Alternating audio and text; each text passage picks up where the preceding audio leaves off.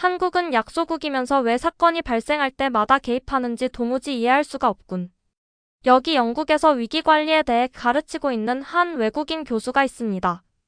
이 사람은 전통적으로 국력이 강한 서방 국가의 방식만이 위기관리와 비상사태에 대한 대처를 올바르고 효과적으로 할 수 있다고 굳게 믿고 있었는데요. 평소와 같이 검토하던 유엔 문건에서 우연히 발견한 한국에 대한 내용을 보고 충격에 빠지고 말았다고 하는데 대체 무슨 일이 있었던 걸까요? 오늘의 사연 지금 시작합니다. 안녕하세요. 제 이름은 다니엘 밀러입니다. 저는 영국 케임브리지 대학교 교수로 일하고 있는데요. 독일에서 태어나 어린 시절을 그곳에서 보내고 대학 교수가 되어 영국으로 넘어왔죠. 대학에서는 국제안보와 국가들이 비상사태에 어떻게 대처하는지에 대해 학생들을 가르치고 있었어요. 그리고 유엔에서도 자문위원으로 활동하면서 전 세계적인 큰 문제들을 어떻게 다룰지 이해하는 데 도움을 주고 있었습니다. 저는 케임브리지에 있는 제 사무실에 앉아 있었어요. 벽에는 위기관리에 관한 연구 논문과 책들이 가득 꽂힌 책장이 있었고 창문으로는 학생들이 푸른 잔디 캠퍼스를 걸어가는 모습이 보이고 있었죠. 하늘은 영국에서 자주 그렇듯이 회색빛을 띠고 있었습니다. 제 책상 위에는 전 세계 위기 지역에서 온 보고서들이 쌓여 있었어요. 저는 다양한 국가들이 비상사태에 어떻게 대응하는지에 대한 새로운 연구 프로젝트를 진행하고 있었거든요. 저는 큰 군대와 많은 돈을 가진 크고 강력한 국가들이 위기를 가장 잘 처리한다고 믿고 있었어요. 작은 국가들은 단순히 충분한 경험이나 자원이 없다고 생각하고 있었죠. 이런 믿음이 오랫동안 제 연구를 이끌어왔었어요. 실제로 저는 이에 관한 여러 책들을 쓰기도 했죠. 동료들은 제 명확한 사고와 상세한 분석력을 존중하고 있었고 유엔에서 전쟁 지역이나 자연재해 처리에 관한 조언이 필요할 때 자주 저에게 먼저 연락하곤 했습니다. 제 집중력을 깨뜨리며 제 조수사라가 문을 두드리고 있었어요. 밀러 교수님, 워싱턴에 있는 유엔 사무소에서 전화가 왔어요. 그녀가 말했습니다. 저는 고개를 끄덕이며 전화를 받았어요. 여보세요, 다니엘입니다. 다니엘, 워싱턴에 있는 찰스예요. 전화 너머로 목소리가 들려오고 있었어요. 수단에서 온 보고서에 이상한 점이 있어서 한번 봐주셨으면 합니다. 무슨 일인가요? 저는 메모할 펜을 집어들며 물었습니다. 수단 내전 중에 여러 국가들이 자국민을 대피시키려 했어요. 찰스가 설명하고 있었죠. 대부분은 실패했는데 한 국가가 단 28시간 만에 모든 자국민을 대피시켰어요. 현지 조력자들까지 모두 구출했다고요. 한번 맞춰볼게요. 저는 의자의 등을 기대며 말했습니다. 미국인들? 아니면 영국인들인가요? 아니요, 찰스가 말했어요. 남한이었어요. 저는 살짝 웃으며 말했습니다. 그건 맞지 않을 것 같은데요. 한국은 너무 작잖아요. 국제 구조의 경험이 충분하지 않을 텐데요. 모두가 그렇게 생각했죠. 찰스가 대답하고 있었어요. 하지만 사실은 분명해요. 그들은 이것을 프로미스 작전이라고 불렀어요. 지금 파일을 보내드릴게요. 전화를 끊고 나서 저는 컴퓨터 화면을 응시하고 있었어요. 얼마 지나지 않아 첨부 파일이 있는 이메일이 도착했습니다. 제목은 수단 내전 대피 보고서 한국의 성공 사례라고 적혀 있었어요. 저는 그것을 열면서 미간을 찌푸리고 있었습니다. 이것은 제가 위기 관리에 대해 알고 있는 모든 것과 맞지 않았어요. 한국과 같은 작은 국가들은 미국이나 영국 같은 강대국보다 뛰어난 성과를 낼 수 없어야 했거든요. 특히 내전 중인 수단 같은 위험한 곳에서는 더욱 그래야 했죠. 제 생각에는 아시아 국가들이 좋은 기술은 가지고 있지만 복잡한 국제 비상사태를 처리하는 실제 경험이 부족하다고 여기고 있었어요. 이것이 수년간 제 전문적인 의견이었죠. 강의에서도 이렇게 말하고 책에도 이렇게 썼으며 이런 믿음을 바탕으로 유엔에 조언해왔었어요. 그런데 여기 완전히 다른 내용을 담은 보고서가 있었죠. 제가 틀린 걸까요? 아니요, 분명히 이 특이한 성공을 설명할 수 있는 실수나 특별한 상황이 있을 거라고 생각하고 있었습니다. 더 자세히 조사해봐야겠다고 결심했어요. 한국이 정말로 수단에서 주목할 만한 성과를 이뤘다면 어떻게 그렇게 했는지 이해하고 싶었거든요. 교수이자 연구자로서 제가 진실이라고 믿는 것에 도전한다 해도 증거를 따라야 했습니다. 그때까지만 해도 저는 이 보고서가 위기 관리에 대한 한국에 대한, 그리고 저 자신에 대한 제 생각을 완전히 바꾸게 될 여정의 첫 걸음이 될 것이란 사실을 전혀 알지 못하고 있었어요. 그 수단 보고서 때문에 밤잠을 설치고 있었어요. 계속 생각이 떠나질 않더라고요. 어떻게 한국이 더 큰 나라들도 실패한 일을 성공했을까요? 분명 무슨 설명이 있을 거라고 생각하고 있었죠. 다음 날 아침, 제 자료들 속에서 한국의 다른 위기 대응 사례들을 찾아보기로 결심했습니다. 제 사무실에는 전 세계의 보고서들이 가득 담긴 서류함이 많이 있었어요. 북미 1990년대라고 적힌 서랍을 열고 1992년 로스앤젤레스 폭동에 관한 두꺼운 폴더를 꺼냈습니다. 저는 직접 그곳에 있지는 않았지만 무슨 일이 있었는지 공부했던 기억이 있었거든요. 그 폭동은 로드니 킹이라는 사람을 폭행한 경찰관들이 무죄 판결을 받은 후에 시작됐어요. 사람들이 정말 화가 나 있었죠. 거리로 나와서 창문을 깨고 불을 지르기 시작했습니다. 경찰은 코리아타운을 포함한 많은 지역을 보호하지 않은 채 떠나 있었어요. 옛날 신문 사진들을 살펴보는데 뭔가가 제 눈에 들어왔어요. 한국인 남성들이 소총을 들고 자신들의 가게 지붕 위에 서 있는 모습이었죠. 이 사진들을 전에도 봤었지만 별로 주의를 기울이지 않았었어요. 이제는 더 자세히 살펴보고 있었습니다. 한 사진에는 민경수라는 이름의 한국인 자원봉사 그룹 리더가 나와 있었어요. 그는 지붕 위에 당당하게 서서 아래 거리를 지켜보고 있었죠. 그의 얼굴은 차분하고 진지했어요. 그는 무슨 일을 하고 있는지 아는 사람처럼 소총을 들고 있었습니다. 그 사진이 제 호기심을 자극하고 있었어요. 이들은 군인이나 경찰관이 아니었어요. 그저 가게 주인들과 평범한 사람들이었죠. 그런데도 누구도 그들을 도와주지 않을 때 스스로를 빠르게 조직해 지역사회를 보호하고 있었습니다. 인터넷에서는 이들을 지붕 위의 한국인들이라고 부르고 있더라고요. 수년 후 이들과의 인터뷰 영상도 온라인에서 찾을 수 있었어요.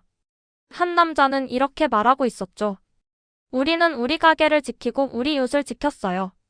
누군가 우리를 구해주길 기다리지 않았죠. 이건 흥미로웠지만 더 많은 사례가 필요했어요. 컴퓨터로 돌아가 더 최근의 파일들을 검색하기 시작했습니다. 2021년 아프가니스탄 철수에 관한 보고서를 발견했어요. 미군이 철수했을 때 많은 국가들이 자국민을 빼내기 위해 서둘렀죠. 대부분은 통역이나 조력자로 일했던 현지인들을 뒤에 남겨두고 떠났습니다. 하지만 또다시 한국은 달랐어요. 군 수송기까지 보내 391명의 현지 조력자들과 그 가족들까지 모두 데려왔더라고요. 한국 원조단체와 일했던 한 아프간 아버지와의 영상 인터뷰를 찾았는데 그는 눈물을 글썽이며 이렇게 말하고 있었어요. 모두가 우리를 잊을 거라 생각했는데 한국은 끝까지 약속을 지켰어요. 의자에 등을 기대며 의아해하고 있었어요. 이건 제가 수년간 학생들에게 가르쳐온 내용과 맞지 않았거든요. 저는 항상 작은 나라들은 큰 국제적 위기를 잘 처리할 수 없다고 말해왔었죠. 그런데 여기 한국이 있었고 다른 나라들이 실패한 곳에서 성공하고 있었습니다. 제 생각을 방해하며 전화벨이 울리고 있었어요. 여보세요, 다니엘입니다. 제가 받았습니다. 다니엘 프린스턴 대학의 엘리자베스 정입니다. 여성의 목소리가 들려왔어요. 엘리자베스는 제가 여러 컨퍼런스에서 만났던 한국계 미국인 교수였죠. 당신이 한국의 위기 대응에 대해 연구하고 있다고 들었어요. 그녀가 말했어요. 당신에게는 꽤 큰 변화네요. 소식이 빠르군요. 제 연구에 대해 그녀가 알고 있다는 사실에 놀라며 대답했습니다. 당신은 이걸 완전히 잘못 보고 있어요. 그녀가 제게 말하고 있었어요. 시스템과 규칙을 찾고 있지만 한국인들이 위기를 처리하는 방식은 그게 아니에요. 공동체와 공유된 역사에 관한 거죠. 약간 짜증이 나고 있었어요. 그건 별로 과학적이지 않네요, 엘리자베스. 아마 그래서 당신의 이론이 한국의 성공을 설명하지 못했나 보네요. 그녀가 설명했어요. 모든 것이 서양적 관점에 맞춰 작동하는 건 아니에요. 전화를 끊고 나서 저는 벽을 응시하고 있었어요. 엘리자베스의 말이 맞을까요? 제가 너무 제 생각 방식에만 집중한 나머지 중요한 무언가를 놓치고 있었던 걸까요? 직접 확인해 봐야 했어요. UN 인맥을 활용해서 한국 구조팀에게 도움을 받은 사람들을 인터뷰하기로 결정했습니다. 터키에서 지진이 있었는데 그곳에서 한국 팀들이 매우 활발하게 활동했다고 들었거든요. 사흘 후 저는 이스탄불의 작은 카페에 앉아 있었습니다. 진한 커피향이 공기 중에 퍼져 있었어요. 창문 너머로 지진으로 손상된 건물들이 보이고 있었죠. 일부는 이제 그저 부서진 콘크리트 더미일 뿐이었습니다. 메흐메트라는 터키 남성이 제 맞은편에 앉아 있었어요. 그의 손은 차잔을 꽉 쥐고 있었죠. 우리의 대화를 돕기 위해 통역사가 우리 사이에 앉아 있었습니다. 한국 구조팀이 제 딸을 찾았어요. 메흐메트가 제게 말하고 있었어요. 토백이라는 특별한 개가 있었는데 이 개가 한 지점에서 계속 지저댔어요. 다른 사람들이 포기하고 싶어 할 때도 한국 팀은 계속 파고 있었죠. 다른 구조팀들과 무엇이 달랐나요? 제가 물었습니다. 메흐메트는 잠시 생각하더니 대답했어요. 그들은 우리 가족에 대해 많은 질문을 했어요. 지진이 났을 때 우리가 어디에 있었는지, 제 딸이 어떤 방에 있었을지. 우리를 그저 피해자가 아니라 중요한 사람들처럼 대해주고 있었죠. 아이세라는 또 다른 생존자는 이렇게 말했어요. 한국 팀이 가장 마지막까지 남아 있었어요. 다른 나라들이 장비를 싸서 떠날 때도 한국인들은 여전히 수색하고 있었죠.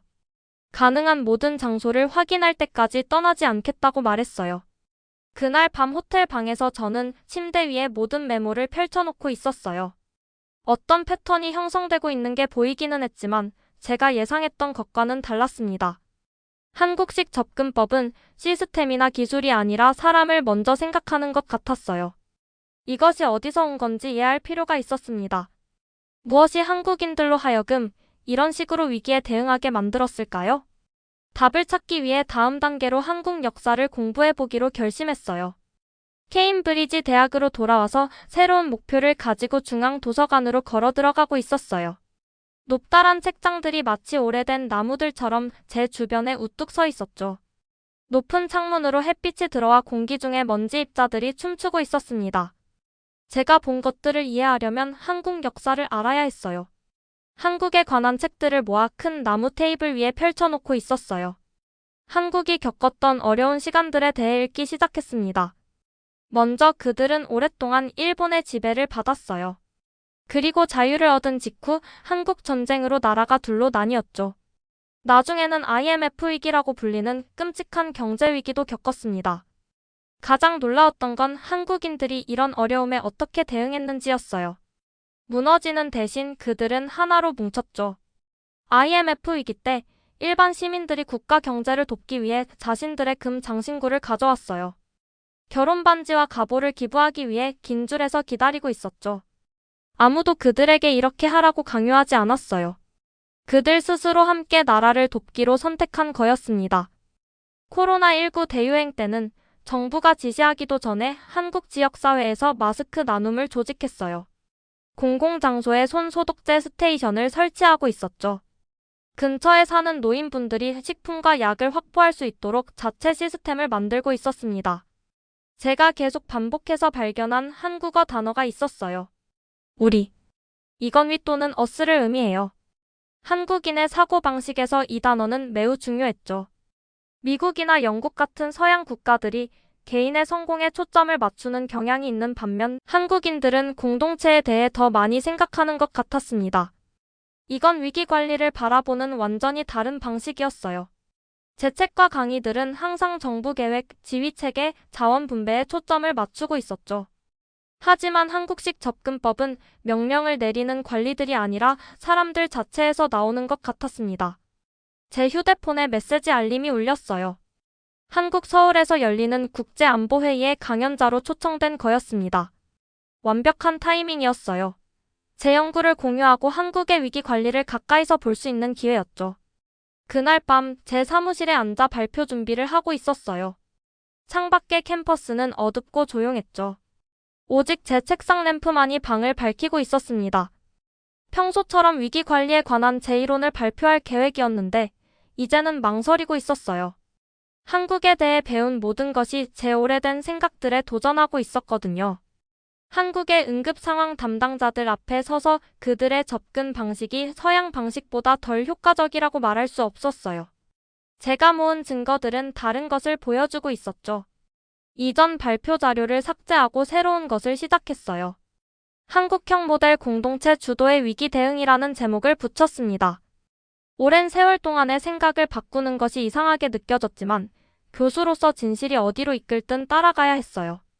2주 후 저는 서울의 무대 위에 서 있었습니다. 회의장은 전 세계에서 온 응급관리 전문가들로 가득 차 있었어요. 많은 사람들 앞에서 말하는 것뿐만 아니라 이전에 가르쳤던 것과 너무 다른 아이디어를 발표하는 것에 대해 긴장하고 있었죠. 오랫동안 저는 위기관리가 시스템과 자원에 관한 것이라고 믿어왔습니다. 제가 말을 시작했어요. 작은 나라들은 글로벌 강대국들의 능력을 따라갈 수 없다고 생각했죠. 하지만 한국의 위기 대응에 대한 제 연구는 저에게 다른 것을 보여주었습니다. 로스앤젤레스 사건, 아프가니스탄 대피, 터키 지진 등의 사진들을 보여주고 있었어요. 한국 공동체들이 공식 시스템에서 종종 부족한 속도와 단결력으로 위기에 대응하는 방법을 설명했습니다. 말하면서 청중 속 한국 관계자들을 지켜보고 있었어요. 그들은 제가 말하는 내용에 놀라지 않는 것 같았어요. 그들에게 이런 접근법은 당연한 거였죠. 그들을 놀라게 한 것은 서양 교수가 그들의 방식의 가치를 인정하는 것을 듣는 거였습니다. 제 강연 후 한 한국 노인이 다가왔어요. 그의 머리는 하얗고 약간 절뚝거리며 걷고 있었죠. 그는 오랫동안 한국의 응급 관리를 담당했던 분이었습니다. 당신은 중요한 것을 이해하고 있군요. 그가 조용히 말했어요. 우리에게 위기 대응은 단지 정부의 일이 아닙니다. 그것은 공동체의 의무예요. 우리는 서로 돕기 위해 허락을 기다리지 않죠. 그날 저녁 잠을 이룰 수 없었어요. 제 마음은 새로운 생각들로 너무 가득 차 있었거든요. 호텔을 나와 서울의 거리를 걷고 있었습니다. 늦은 시간이었지만 도시는 여전히 활기차게 움직이고 있었어요. 음식 노점상들이 지나가는 사람들에게 소리치고 있었고 알록달록한 간판들이 밤을 밝히고 있었습니다. 사람들이 붐비는 인도에서 어떻게 함께 움직이는지 눈여겨보고 있었어요. 다른 사람들과 부딪히지 않도록 자연스럽게 경로를 조정하고 있었죠. 누군가 지나가야 할 때 다른 사람들은 자연스럽게 공간을 만들고 있었어요. 아무도 이 춤을 지시하지 않았어요. 그냥 일어나는 일이었죠. 마치 모두가 말을 듣지 않아도 무엇을 해야 할지 알고 있는 것처럼요. 위기 때 활성화되는 같은 공동체 의식을 보고 있다는 것을 깨달았어요. 그건 단지 규칙을 따르는 것에 관한 게 아니었어요. 그건 나만큼 우리가 중요하다는 깊은 이해였습니다. 서울을 걷는 이 산책은 모든 제 책과 연구보다 더 많은 것을 보여주고 있었어요. 저는 일상생활 속에서 한국인의 정신을 보고 있었고 그 같은 정신이 그들이 비상사태에 그런 단결력과 목적의식을 가지고 대응하게 만들었던 거였습니다. 케임브리지로 돌아오니 모든 것이 똑같아 보였지만 느낌은 달랐어요. 친숙한 돌로 지은 건물들이 회색빛 영국 하늘을 배경으로 높이 서 있었고 학생들은 팔 아래 책을 끼고 푸른 잔디밭을 가로질러 서둘러 지나가고 있었죠. 제 사무실은 제가 떠났을 때와 똑같이 책상 위에 책들이 높이 쌓여 있었습니다. 하지만 내면으로는 변해 있었어요. 한국 여행이 위기 관리에 대해 완전히 다른 사고방식을 제 눈앞에 펼쳐주었거든요. 돌아온 첫날 저는 우리 학과 회의를 소집했어요. 트위드 재킷과 깔끔한 스웨터를 입은 교수들로 방이 가득 차고 있었죠. 제가 방 앞에 서자 그들은 호기심 어린 눈으로 저를 바라보고 있었습니다. 우리 위기관리 교육과정을 업데이트해야 할 것 같아요. 제가 발표했어요. 우리가 중요한 무언가를 놓치고 있었거든요. 우리 학과장인 윌리엄스 교수가 미간을 찌푸렸어요. 그의 덥수룩한 눈썹은 마치 두 마리 애벌레가 만나는 것처럼 가운데로 모이고 있었죠. 다니엘, 자네는 자네의 위기관리 모델로 경력을 쌓아왔잖아. 그가 말했어요. 그건 전 세계적으로 존중받고 있어. 대체 뭐가 부족하다는 거지? 저는 깊게 숨을 들이쉬고 있었어요. 인간적인 요소예요. 공동체 정신이죠. 공유된 역사와 집단적 행동의 힘이에요. 한국의 위기 대응에 대해 배운 것을 설명하기 시작했어요. 제 연구에서 찍은 사진들을 보여주고 인터뷰했던 사람들의 이야기를 들려주고 있었죠. 몇몇 동료들은 관심을 보이며 고개를 끄덕이고 있었어요. 다른 이들은 의심스러운 표정을 짓고 있었죠. 윌리엄스 교수는 가슴 위로 팔짱을 끼고 있었습니다. 이 한국식 접근법은 특별한 사례로서 매력적일 수 있겠지, 그가 말했어요. 하지만 전 세계적으로 적용될 수는 없어. 문화마다 작동 방식이 다르니까. 그게 바로 당신이 틀린 부분이에요. 제가 대답했어요. 원칙은 어디서든 작동할 수 있어요. 우리는 단지 그것을 지역 상황에 맞게 조정하기만 하면 돼요. 이후 몇 달 동안 저는 제 강의 자료를 완전히 다시 작성했어요. 비교위기 대응 모델이라는 새로운 강좌도 만들었죠. 첫 수업에서는 20명의 학생들이 필기를 준비하고 호기심 가득한 눈으로 제 앞에 앉아 있었습니다. 위기 상황에서 여러분은 누구를 가장 먼저 찾을까요? 제가 그들에게 물었어요. 대통령이나 군 지휘관이 아니라 한국 공동체의 사람들이 될 거예요. 학생들은 제가 농담하는 줄 알고 웃고 있었어요. 하지만 제가 로스앤젤레스, 아프가니스탄, 수단, 터키의 사례들을 설명하자 그들의 미소가 사라지기 시작했죠. 그들은 제 말의 의미를 이해하기 시작하고 있었습니다. 빨간 머리의 젊은 학생이 손을 들고 있었어요. 뮬러 교수님, 모든 비상계획을 버리고 그저 공동체 정신에 의존해야 한다는 말씀이신가요? 아니요, 제가 대답했어요. 둘 다 필요하다는 거예요. 우리의 비상계획은 좋아요. 그것은 우리에게 구조와 자원을 제공하죠. 하지만 한국의 대응을 그렇게 효과적으로 만드는 인간적 요소가 빠져 있어요. 우리는 두 접근법의 장점을 결합할 필요가 있어요. 저는 프린스턴의 한국계 미국인 동료인 엘리자베스 정을 초청해 제 연구를 도와달라고 부탁했어요. 함께 우리는 위기 관리를 위한 혼합형 위기 관리 체계라고 부르는 것을 개발하고 있었죠. 이것은 서양 국가들의 체계적인 접근법과 한국의 공동체 주도 대응을 결합한 것이었습니다. 우리는 이 아이디어에 대한 논문을 쓰고 있었어요. 처음에는 많은 전문가들이 우리에게 동의하지 않았죠. 그들은 우리의 아이디어가 너무 부드럽고 과학적이지 않다고 말하고 있었어요. 하지만 천천히 더 많은 사람들이 귀를 기울이기 시작했습니다. 2년이 지났어요. 제 머리카락은 마치 산 정상의 눈처럼 완전히 하얗게 변해 있었죠. 저는 스위스 제네바에서 열리는 큰 UN 회의의 연사로 초청받았어요. 방은 전 세계에서 온 중요한 사람들로 가득 차 있었습니다. 위기 관리는 단지 누가 가장 많은 장비를 가지고 먼저 도착하느냐에 관한 것이 아닙니다. 제가 그들에게 말하고 있었어요. 누가 가장 오래 머물고, 누가 역사적 교훈을 기억하며, 누가 지시받기 전에 행동하고, 누가 신체적 생존만큼 인간의 존엄성을 중요시하느냐에 관한 것이죠. 우리가 이제 케임브리지 모델이라고 부르는 새로운 모델을 발표했어요. 이것은 한국식 접근법에서 최고의 아이디어를 가져와 전통적인 서양 방식과 결합한 것이었습니다. 제 강연 후 한 젊은 한국인 연구자가 제게 다가왔어요. 그녀의 눈은 호기심으로 반짝이고 있었죠. 교수님의 예전 책들을 읽었어요. 그녀가 말했어요. 완전히 생각이 바뀌셨네요. 저는 그녀에게 미소를 지으며 말했어요. 교수로서 가장 좋은 점은 자신이 맞다는 것을 증명하는 게 아니에요. 자신이 어디서 틀렸는지 발견하고 새로운 것을 배우는 거죠. 지금 제 사무실에는 특별한 사진이 걸려 있어요. 터키에서 무너진 건물에서 노인 여성을 구출하는 한국인 구조대원들의 모습이 담겨 있죠. 사진 아래에는 간단한 문구가 적혀 있었습니다. 위기 속에서 머무는 사람들을 찾으세요. 제 여정은 제게 이해가 안 되던 수단에서 온 하나의 보고서로 시작됐어요. 그것은 저를 로스앤젤레스의 지붕들, 아프간 대피, 터키 지진, 그리고 한국 역사의 깊은 곳까지 데려갔죠. 그 과정에서 저는 오래된 확신을 잃었지만 새로운 지혜를 찾았습니다.